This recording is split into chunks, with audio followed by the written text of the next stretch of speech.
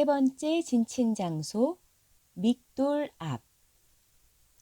믹돌 앞은 제3차로 진을 친 장소입니다. 뜻. 믹돌의 뜻은 요새, 망대, 탑입니다. 강해지다, 중요하게 되다는 뜻의 가달에서 유래하였습니다. 위치. 홍해를 건너기 전 홍해 북단 쪽에 있는 마을로 출애굽기 14장 2절에는 바다와 믹돌 사이에 비하히롯 앞, 곧 바알스본 맞은편 바다라고 기록되어 있고, 출애굽기 14장 9절에는 바알스본 맞은편 비하히롯 곁 해변 그 장막 친대라고 기록되어 있습니다. 믹돌은 200만 명이 넘는 이스라엘 백성이 진을 칠 수 있는 모래사정이 펼쳐진 해변이었습니다. 믹돌 해변의 남쪽 끝에는 산들이 있었습니다.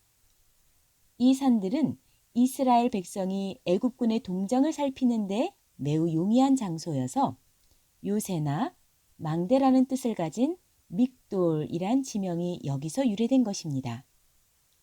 내용. 홍해를 건너기 바로 직전 하나님께서는 치밀한 계획 속에 이스라엘 백성을 명하여 돌쳐서 믹돌 앞으로 나아가게 인도하셨습니다. 애굽 군대는 특별 병거 600승뿐 아니라 애굽의 모든 병거를 동원했으며 장관들이 그것을 다 거느렸습니다. 애굽 군대는 조직적인 지휘 체계를 갖춘 막강한 정예부대였으나 이스라엘 백성은 아무런 군사훈련도 받지 않고 무장도 하지 않았으므로 전쟁에서 승리한다는 것은 불가능한 일이었습니다. 교훈. 하나님께서는 믹돌 앞에서 홍해의 기적을 통해 강력한 애굽 군대의 손에서 이스라엘 백성을 구원하셨습니다. 첫째, 하나님께서는 하나님의 사자와 구름 기둥이 이스라엘 진 뒤로 옮기게 하셨습니다. 출애굽기 14장 19절 20절에서 이스라엘 진 앞에 행하던 하나님의 사자가 옮겨 그 뒤로 행하매 구름 기둥도 앞에서 그 뒤로 옮겨 애굽 진과 이스라엘 진 사이에 이르러 서니 저편은 구름과 흑암이 있고 이 편은 밤이 광명하므로 밤새도록 저편이 이 편에 가까이 못하였더라고 말씀하고 있습니다. 하나님께서는 도저히 앞이 보이지 않을 정도로 애굽 진을 캄캄하게 만드심으로 홍해가 갈라지고 마른 땅이 열리는 동안 애굽 군대가 이스라엘을 공격하지 못하도록 요새가 되어주셨습니다. 둘째, 큰 동풍으로 홍해를 가르셨습니다. 모세가 홍해 바다 위로 지팡이를 들고 손을 내어 밀자 하나님께서는 큰 동풍으로 밤새도록 홍해가 갈라지게 하셨습니다. 현대 과학자들에 의하면 홍해가 갈라지려면 최소한 시속 240마일의 바람이 불어야 한다고 합니다.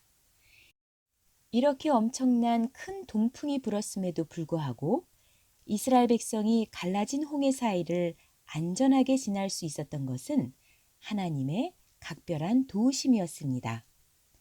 홍해가 갈라진 것은 또한 하나님의 콧김과 꾸짖음의 역사였습니다. 출애굽기 15장 8절에서 주의 콧김에 물이 쌓이되 파도가 언덕같이 일어서고 큰 물이 바다 가운데 엉기니라 라고 말씀하고 있습니다. 시편 106편 9절에서는 이에 홍해를 꾸짖으시니 곧 마름에 저희를 인도하여 바다 지나기를 광야를 지남 같게 하사라고 말씀하고 있습니다. 셋째, 바닷물이 좌우의 벽이 되고 갈라진 땅은 마른 땅이 되게 하셨습니다. 출애굽기 14장 21절 22절에서 물이 갈라져 바다가 마른 땅이 된지라 이스라엘 자손이 바다 가운데 육지로 행하고 물은 그들의 좌우의 벽이 되니 라고 말씀하고 있습니다.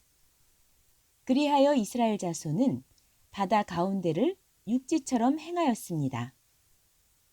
오랜 세월 물속에 잠겨있던 땅이 순식간에 마른 땅이 된다는 것은 놀라운 기적입니다.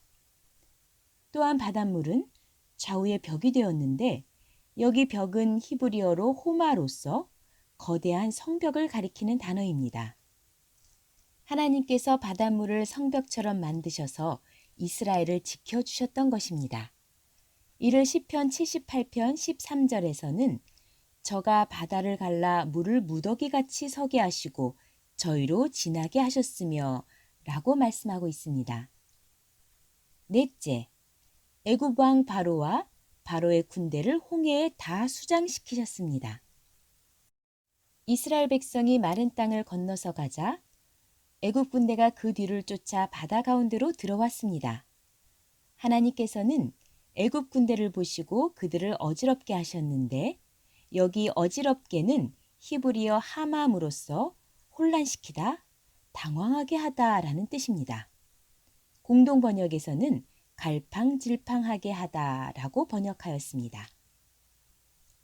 또한 하나님께서는 애굽 군대의 병거 바퀴를 벗겨서 달리지 못하게 하심으로 이스라엘 백성을 추격하거나 도망가지 못하게 만드셨습니다. 주의 바람을 일으켜 바닷물을 합치시니 바닷물이 돌이켜 흐르면서 바로와 모든 애굽 군대를 덮어버려 바다에 들어간 바로의 군대는 하나도 남김없이 홍해에 수장되고 말았습니다.